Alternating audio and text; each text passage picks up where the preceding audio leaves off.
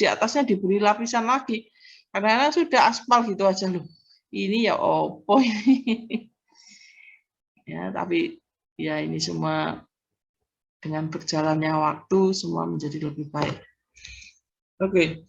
Kemudian sebagai perencana kita juga harus siap ya merencanakan itu yang benar. Nah, jadi jalan itu harus ada drainasenya dan seterusnya. Banyak sekali jalan-jalan di Indonesia tepi-tepinya nggak ada drainasenya. Nah, itu siap-siap aja ya banjir di mana-mana karena jalan raya ini tidak boleh ada air. Nah, air ini harus dialirkan sementara yang menampung aliran airnya nggak ada. Ya kan berarti rumahnya penduduk atau rumah orang-orang di sekitar jalan itu yang dijadikan penampungan air. Ini yang harus dihindari. Yang kedua juga jalan itu harus memiliki fasilitas ya, penerangan terutama atau fasilitas-fasilitas rambu jalan itu juga harus ada.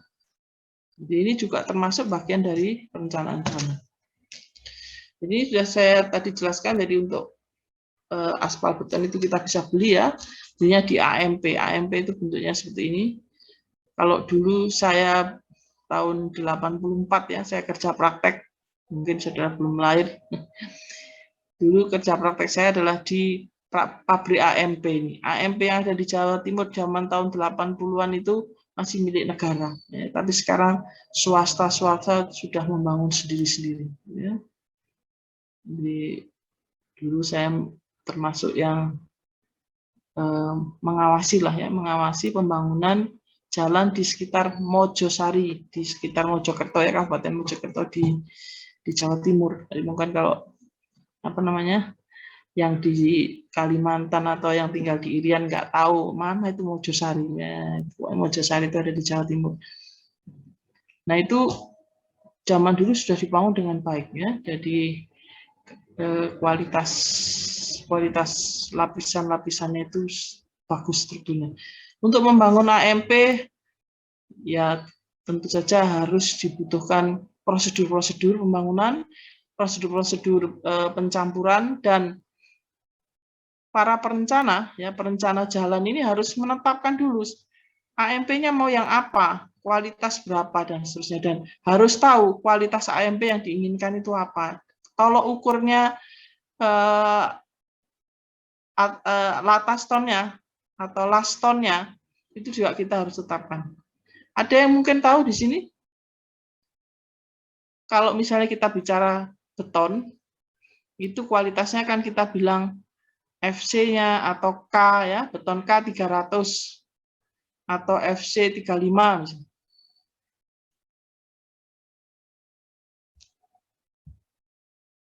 Lukman Ainul Yakin?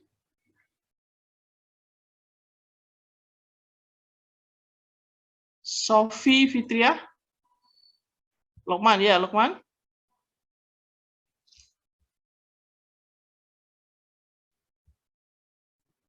Iya, Bu. Halo. Ya. Saya tanya sekarang, kalau beton K300 itu artinya apa?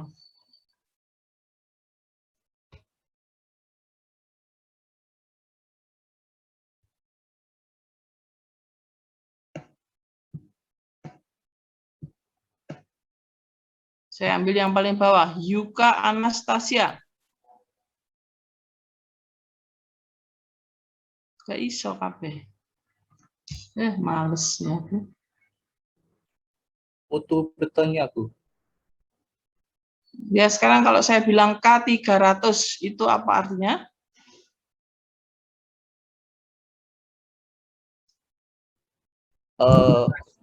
Kekuatan tekan betonnya, Bu. 300. Terus 300 apa? 300 cm. 300 kilogram per sentimeter persegi. Oke, ya sudah benar. Yuka Anastasia? Iya, Bu. Ya, kalau mau mengukur kekuatan dari aspal beton itu apa?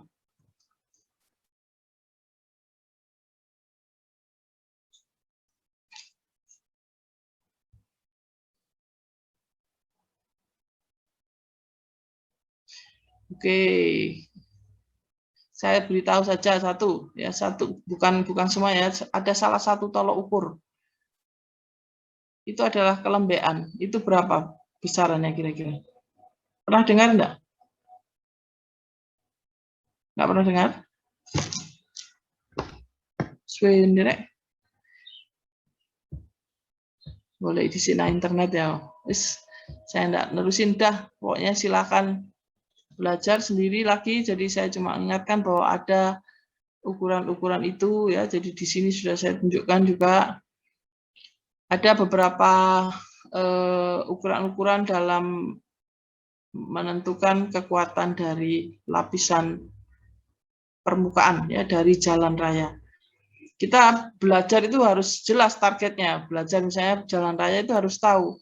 Ya seperti tadi beton ya. Kalau ditanya berapa K, apa itu K300 itu langsung otomatis cepat ya. Itu berarti tandanya saudara benar-benar ngerti gitu ya. Demikian juga kalau mau ditanya, saya kalau beton saya kira semua harus tahu, tapi kalau jalan ya memang harus belajar dulu ya, mungkin belum mengambil kuliahnya ya wis nanti pada saat mengambil kuliahnya. Untuk lapisan aspal beton dengan dengan beton itu beda ya tolok ukurnya. Jadi kalau beton cukup mengatakan K300. Tapi kalau aspal ya, lapisan aspal beton itu tidak hanya satu tolok ukurnya. Tidak hanya kekuatannya saja, tapi ada tolok ukur yang lain. Nah, itu yang harus tahu. Ini adalah contoh-contoh dari pekerjaan untuk pembuatan aspal. Jadi, kalau kita membangun jalan, itu ada prosedurnya. Ya, jadi, misalnya lapisan aspal betonnya atau AC-nya, aspal konkrit, itu harus dilapiskan di atasnya lapisan tipis aspal ya. Di lapisan tipis aspal untuk mengikat atau merekatkan. Nah, untuk bisa melapiskan lapisan aspal perekat ini, permukaan itu harus dibersihkan dulu ya, permukaannya dibersihkan. Kemudian dibersihkan dari apa? Ya dari pasir-pasir kecil. Jadi dari pasir-pasir yang lepas itu tidak boleh ada di permukaan supaya aspalnya bisa nanti melapis ya di atas permukaan jalan. Maka membutuhkan alat. Jadi tidak bisa disapu gitu, nggak bisa ya. Jadi kita butuh air kompresor. Kemudian aspal sendiri kan panas sekali ya. Aspal itu dilapiskan pada suhu di atas titik leleh dari aspal. Jadi titik leleh itu sekitar di atas 80 derajat, maka dia dilapiskan di atas suhu 180 derajat, maka petugas harus menggunakan serok atau apa gitu ya, atau langsung dituangkan dari tangki ya, dari tangki. Setelah terlapisi dengan lapisan aspal, baru dituangi dengan lastonnya. Laston juga dituangkan sebaiknya juga tidak dengan tenaga manusia, tetapi dituangkan langsung karena dia juga sangat panas. Ya. Laston itu di atas suhunya di atas 100 derajat ya. Jadi dia kalau orang ya pakai sepatu pun ya sepatunya bisa leleh nanti ya. Oleh karena itu sebaiknya dituangkan dari truk, kemudian diratakan dengan alat untuk meratakan ini. Istilahnya adalah aspal finishing. Ya, jadi aspal finish ini akan meratakan permukaan jalan lalu dipadatkan. Ya. Pemadatannya bisa menggunakan alat-alat pemadat untuk aspal. Jadi yang paling banyak adalah tandem roller ini atau wheel roller. Jadi alat-alat ini bisa beberapa jenis. Kalau yang tandem roller itu dari besi ya, rodanya dari besi, tapi sekarang ada yang ini rodanya dari karet ya, namanya PTFE. Alat-alat ini harus disediakan dengan jumlah yang tepat dan sesuai produktivitas. Kemudian untuk lapis permukaannya dari beton, ya ini membuatnya dari beton bertulang gitu ya. Jadi beton, lapisan ini ada tulangannya. Kemudian karena pengecoran tidak bisa monolit, Ya, antara monolit itu berarti dalam misalnya kita membangun jalan sepanjang ini tidak bisa dari ujung sini sampai ujung sana itu terus dicarkan, tidak bisa. Oleh karena itu diberi tempat-tempat untuk sambungan. Nah, karena sambungan itu biasanya akan menimbulkan perbedaan kecepatan mengeras, kemudian perbedaan shrinkage-nya atau perbedaan dalam hal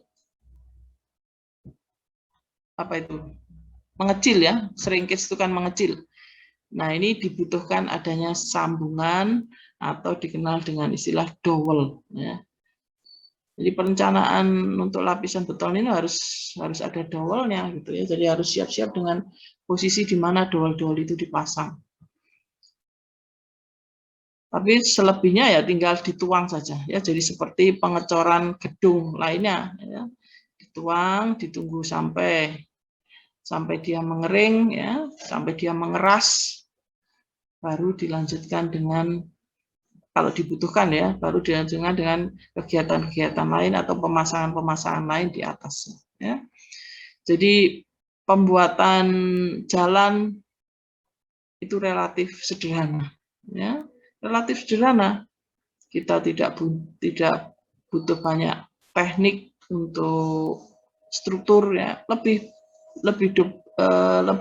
kompleks itu membuat gedung ya. Gedung itu sudah banyak materialnya, banyak pernak-perniknya, struktur dan seterusnya ya. Urutan kerja harus benar itu kalau membuat gedung ya. Tapi kalau membuat jalan ini relatif sederhana. Yang penting adalah memang volumenya besar. Pekerjaannya banyak sekali pekerjaannya, tapi semua pekerjaan itu relatif lebih sederhana dibanding gedung misalnya, atau saudara membangun waduk itu lebih kompleks ya. Atau membangun kalau di bidang saya adalah pelabuhan itu lebih kompleks. Tapi kalau jalan ini relatif sederhana, tapi harus benar dalam menghitung itu tadi produktivitas alat betul, volume menghitungnya betul. Ya. Banyak saya lihat ini, saya melihat sendiri ya tugas akhir para mahasiswa untuk yang jalan itu cuma mendesain struktur jalannya saja, tidak sampai ke bagaimana untuk biayanya. Perkiraan waktunya bagaimana, produktivitasnya mau bagaimana. Nah ini saya kira perlu saudara pelajari lebih lanjut supaya kalau lulus itu siap kerja gitu ya, bukan siap belajar. Nah, jadi ini contoh cara penyajian dari para kontraktor, ini saya ambilkan dari kontraktor PP ya. Penyajiannya ya hampir sama dengan tadi saya tunjukkan ya, jadi dia sajikan dengan gambar-gambar peralatan-peralatan.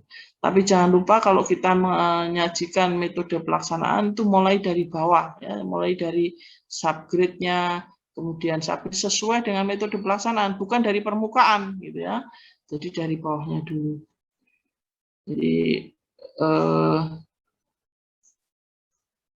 subgrade disiapkan, kemudian disiapkan subbase, lalu disiapkan base course, baru permukaannya. Ya. Subbase ini biasanya agak tebal, base course lebih tipis, dan lapis permukaan lebih tipis lagi. Ya. Jadi ini ciri-ciri dari struktur dari perkerasan jalan. Hal yang sama kita aplikasikan pada perencanaan bandar udara atau lapangan terbang. Bagian mana? Yang paling penting adalah bagian runway, ya, tempat untuk take off dan landingnya pesawat. Sekarang ini perencanaan perkerasan lapangan terbang pada khususnya itu sudah biasa kalau kita pakai software saja. Ya. Jadi tidak sesuatu yang istimewa gitu ya memakai software. Malah yang aneh yang ngitung-ngitung bandara nggak bisa pakai software ya, masih dihitung manual, salah bisa. Sering saya lihat. Ya. Saya kapan hari diminta untuk evaluasi satu bandara. Saya bilang ini bandara nulis kak kanggo atau tiga dievaluasi ngetentek duit tambahan gitu. Karena itu ada kesalahan ya dalam menentukan kenapa bandara itu dibangun. Siapa yang mau pakai? Itu nggak ada hitungannya semua konsultannya itu. Saya ini gimana ini ya? Nah, Ini cuma salah satu, saya sudah praktekkan kalau pakai software ini software yang cukup bagus ya, bisa dipakai untuk menghitung kebutuhan ketebalan masing-masing lapisan. Kalau untuk jalan raya malah lebih banyak lagi ya softwarenya. Jadi untuk menentukan ini semua sekarang sudah nggak zamannya kalau saudara menghitung manual ya. Jadi makanya mempelajari mengenai software itu benar-benar mempermudah pekerjaan kita. Yang paling penting juga membuat pekerjaan lebih benar, lebih akurat gitu ya, pakai software. Jadi kalau dihitung manual itu malah banyak faktor-faktor yang kadang-kadang nggak termasuk, nggak terikut dan seterusnya. Ini dengan software semuanya secara otomatis sudah tertulis. Ini contoh ini dulu ya, dokumen yang pernah saya susun tahun berapa ini? Lupa aku 2000 sekian ya, membangun bandara. Nggak tahu ini. Pokoknya kita dulu dapat ITS ya, dapat kontrak untuk membangun bandara ya bisa. Ini Budian yang tanda tangan dulu. Itu tinggal Budian ya. Bisa ya. Jadi memang saya mungkin desain bandara itu cuma 2 kali, nggak 3 kali. Kalau bangun pelabuhan sampai 200 pelabuhan aja ada, jadi sampai umur saya 60 ini ya. Bangun jalan raya dulu tahun saya baru lulus tahun 85 ya. Membangun jalan dan jembatan di wilayah-wilayah transmigrasi tahun 85 itu juga ribuan kilometer itu jalan transmigrasi. Jadi jalan jembatan berpengalaman ya, jadi tidak sulit ya, yang penting mengetahui apa yang harus dilakukan. Untuk perencanaan bandara yang penting adalah sistem navigasinya ya, jadi bandar udara itu ikuti saja standar-standarnya. Dokumen standar yang harus kita kenal adalah namanya ICAO ya, ICAO bacanya ICAO. Nah, ICAO ini sudah mengatur itu berapa lebarnya bandar, berapa lebarnya runway. Ya, runway itu lebarnya harus sekian untuk pesawat ukuran sekian. Jarak antara runway dengan taxiway ya, taxiway itu jalan untuk keluar masuknya ya, dari pesawat menuju runway, keluar dari runway atau masuk menuju runway itu melalui namanya taxiway. Kemudian dari taxiway ini masuk ke, mungkin taxiway-nya di sini kelihatan ini ya. Dari taxiway ini masuk ke gedung terminal. Kemudian pesawat berhenti di apron-nya. Ini taxiway-nya ada di sini. Ini taxiway. Ini taxiway. Ini juga taxiway ya, melengkung-melengkung ini semua jalur-jalur ini semua masuk taxiway. Kemudian pesawatnya berhenti di apron. Kalau kita lihat di sini, ini bangunannya terminal penumpang. Kemudian ini pesawat-pesawatnya menunggu penumpang berjalan di sini, ini namanya apron. Kemudian jalur sebelum dia bisa take off landing ya, keluar dari apron menuju ke landasan atau runway itu namanya taxiway. Pesawat tidak boleh keliru, ya, tidak boleh sampai ada pesawat landing di taxiway. Ya. Pesawat harus benar landingnya di runway. Ya, jadi runway ini juga mempunyai batasan yang jelas, diberi tanda, kemudian diberi lampu, diberi pokoknya semua sistem-sistem yang untuk mengarahkan ya supaya pesawat tidak keliru. Juga jangan sampai pesawat itu landing pada posisi yang nggak pas. Ya. Jadi pesawat itu hanya boleh landing pada yang ada garis-garisnya seperti ini. Jadi kalau kita lihat di sini ya garis-garis ini maksimum dia boleh landing di sini. Kalau ada pesawat mau landing tapi bannya menyentuh di sini, tidak boleh langsung landing, dia harus naik lagi. Ya. Karena apa? Nanti dia bisa keluar landasan. Ya, karena nggak cukup jarak mengerem dari pesawat kalau dia landingnya di sini. Landasannya nanti tidak cukup panjang, sehingga untuk menghindari kecelakaan sebaiknya dia langsung take off lagi. Atau sebelum menyentuh tanah, kembali lagi ke atas karena sudah kelihatan dulu. Ini aku sudah sampai terlalu ke ujung ini, apalagi landing di sini ya, bakal kecelakaannya gitu ya. Oleh karena itu, guidance atau petunjuk posisi landing itu sangat penting ya. Take off itu nggak bermasalah, yang bermasalah itu landing. Kecelakaan itu sebagian besar terjadi pada saat pesawat landing. Nah, seperti ini. Landasan bandar udara yang terbaik, ya, menurut penelitian yang terbaik itu kalau dibangun di sekitar pantai. Oleh karena itu yang desain bandar udara ini harus mengerti mengenai permasalahan pantai. Harus insinyur-insinyur yang mengerti atau memiliki pengetahuan mengenai bagaimana pola pantai itu, bagaimana pola-pola pergerakan arus, pasang surut, gelombang di pantai. Jadi bandara ini juga sesuatu yang sangat dibutuhkan di zaman modern. Kalau zaman dulu orang tidak mampu ya naik pesawat, tapi sekarang orang lebih memilih pesawat meskipun tidak mampu ya, karena ya misalnya sebetulnya duitnya pas-pasan ya, tapi tidak mau naik pesawat. Jadi misalnya ke Jakarta itu orang maunya naik pesawat semua ya, tidak mau naik bis. Karena apa? Terlalu lama, capek gitu. Naik pesawat dari rumah sampai ke Jakartanya cuma 2 jam. Sementara kalau naik bis 12 jam ya, karena mungkin 8 jam, tapi sebagian masih rata-rata itu berangkat dari Surabaya misalnya, dari Surabaya itu berangkat jam 5 sore sampai Jakarta jam 4 pagi. Atau kalau yang berangkatnya agak malam jam 7 malam atau jam 6 lah ya, sampai Jakarta setengah 7.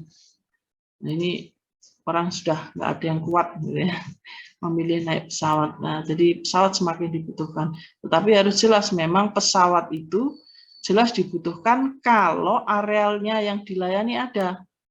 Jadi misalnya di sebagian besar pantai selatan Jawa Barat itu penduduknya masih jarang-jarang gitu ya. Nah itu dibangun bandara di situ kan nggak ada penumpangnya nanti. Dari mana ini penumpangnya? Demikian juga misalnya beberapa lokasi di Jawa Tengah itu juga sudah penduduknya jarang-jarang, di desa itu penduduknya nggak banyak lah ya, kepadatannya sangat rendah lah area itu. Dibangun bandara yang bagus, nggak ada yang pakai. Dan itu banyak lagi ya, di Irian Jaya, di mana-mana akhirnya kosong. Malah sebaliknya pada lokasi-lokasi tertentu dibutuhkan nggak ada bandaranya.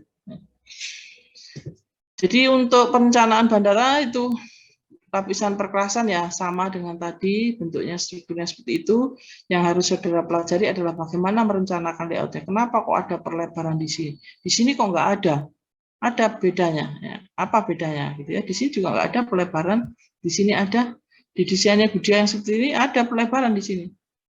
Nah ini semuanya bisa dijawab kalau saudara mengerti mengenai bagaimana perencanaan bandara. Ya. Oke. Jadi ini contoh. Jadi kalau membangun itu kita jangan berharap subgrade itu sudah bagus ya. Nah, sebagian besar subgrade itu ya kayak gini nih, tanahnya masih becek-becek.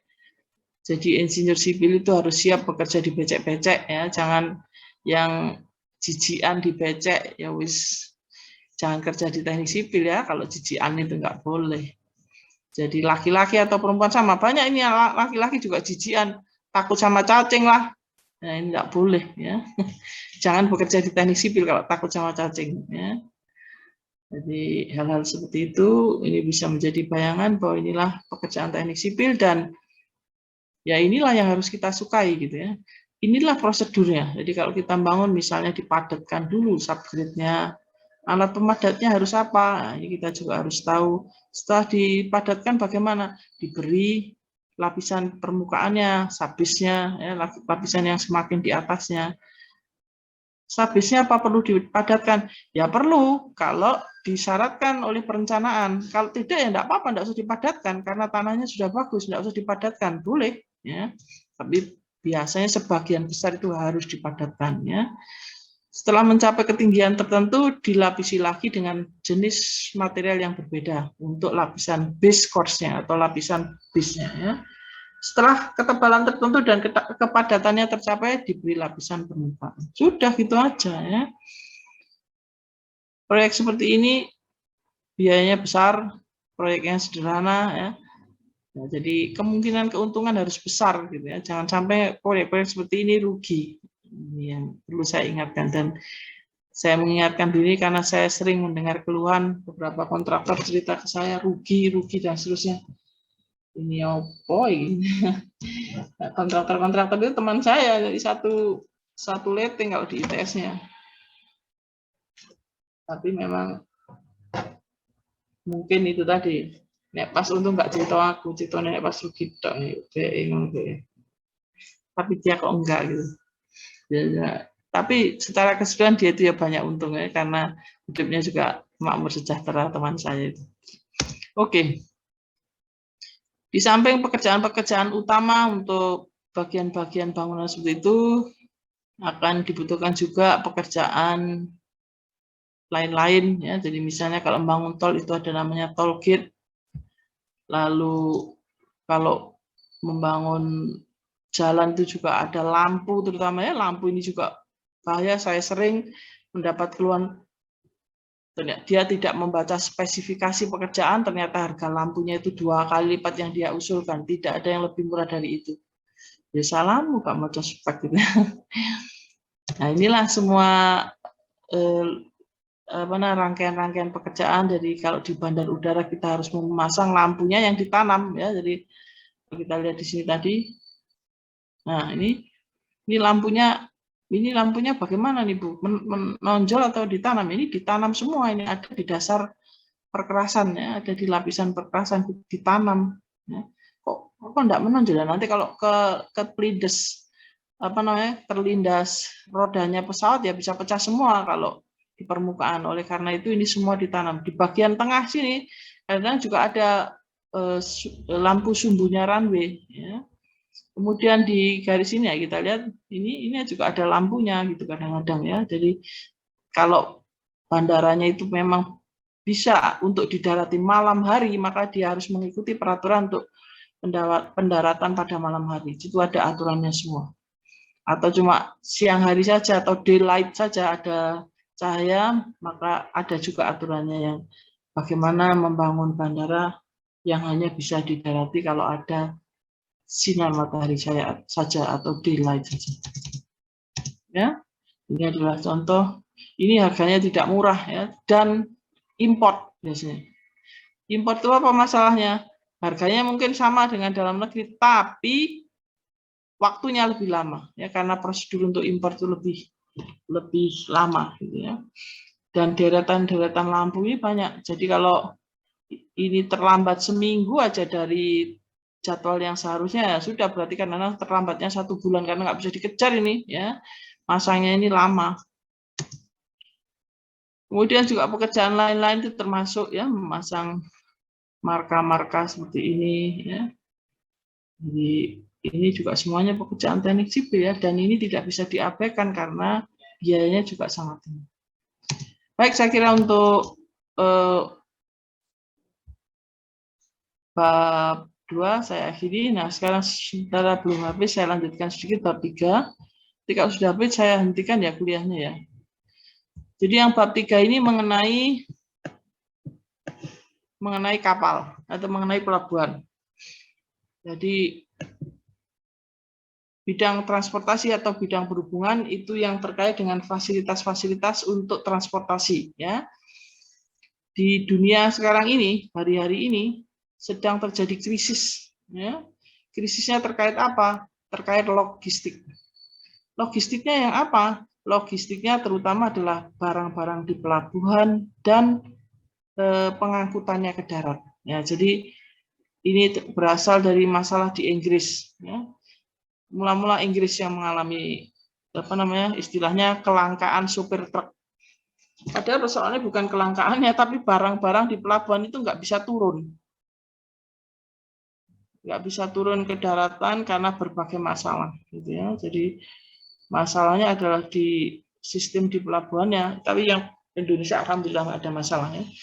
Jadi kalau sudah lihat mungkin di TV nasional di CNN ya, kalau lihat TV streaming banyak itu ya di Euronews, Sky News.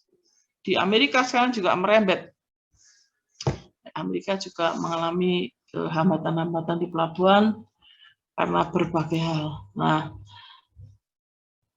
ini berarti terkait erat dengan sistem di pelabuhannya. Ya. Jadi kalau jalan raya itu tidak mempengaruhi atau sistem logistik untuk jalan raya itu tidak banyak pengaruhnya, ya, tidak mempengaruhi sistem logistik, banyak tidak terpengaruh, gitu ya. Mengapa? Karena jalan raya itu pengelolaannya terpisah dengan sistem logistik. Jadi jalan raya itu bebas, jalan tol itu bebas. Jadi jalan tol itu tidak akan ada masalah, pasti tersedia terus-menerus. Yang sulit atau yang tidak tersedia kemungkinan adalah truknya, ya, truknya tidak tersedia, atau yang paling besar sekarang masalahnya bukan truknya, tetapi muatannya belum turun, belum bisa diambil.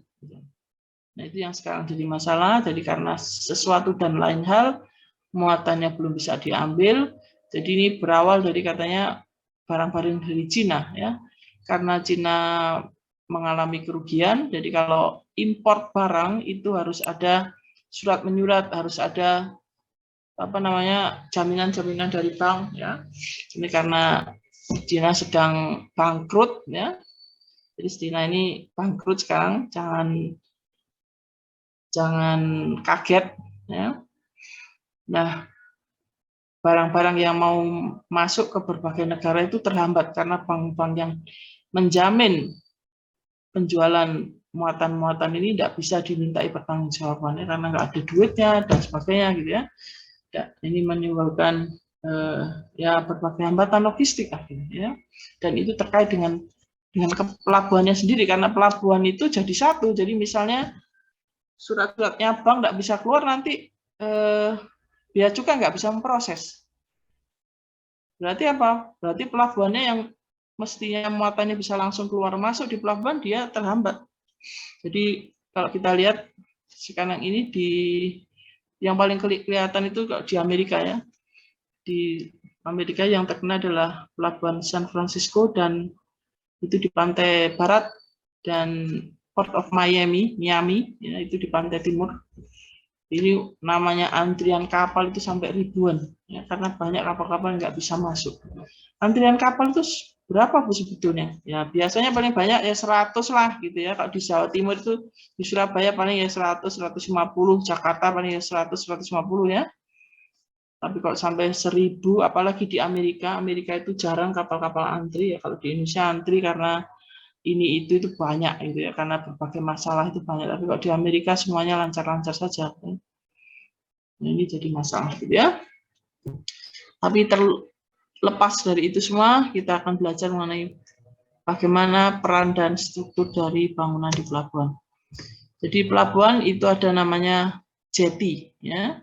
Yang paling banyak dibangun di Indonesia adalah struktur bentuk jetty.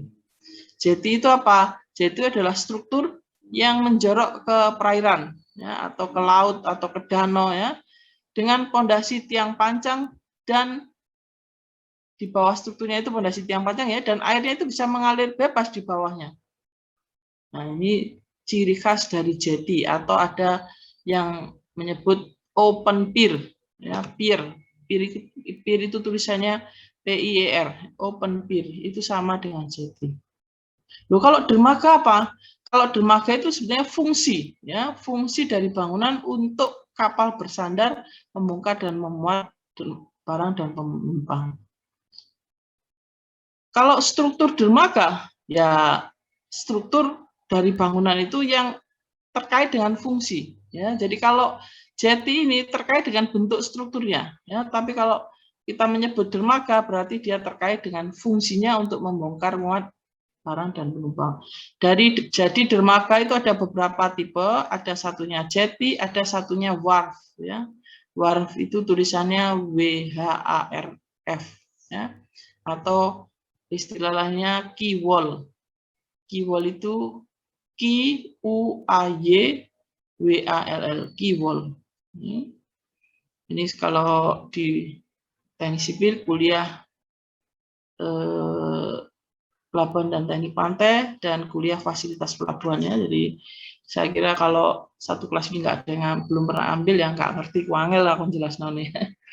Ya yang penting tahu dulu. Nah, pekerjaan di jetty terutama saya tidak bicara yang quay wall, ya, saya bicara yang jetty. Mengapa jetty? Karena yang banyak dibangun itu jetty. Dan yang paling banyak menguasai para kontraktor di Indonesia itu adalah bangunan jetty.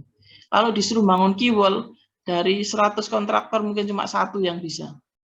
Kalau bangun jetty ya semuanya bisa, 100-100-nya bisa semua. Ya, makanya saya bicarakan dulu jetty. Kalau mahasiswa, jadi bisa apa enggak? Apa istilah jadi guru ngeruk gitu ya. Jadi ya sudah harus belajar secara khusus. Ini yang sering saya sesalkan di ITS ini banyak yang nggak mau bekerja bersusah payah sehingga banyak yang nggak tahu ya. Padahal kalau orang luar itu sangat berharap, Pak ITS kelautannya hebat.